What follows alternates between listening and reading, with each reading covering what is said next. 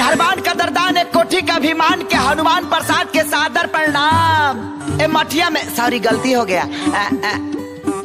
ए घर में केहू बाजी नर चाहे मादा।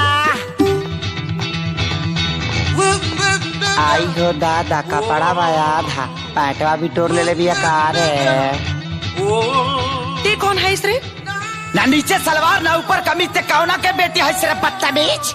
माँ माँ माँ माँ ते हमार नकल काहे करे तारिस? का है ना हमारी माई नहीं है तो हम जब माई माई सुनते हैं ना तो थोड़ा इमोशनल खींच देते हैं।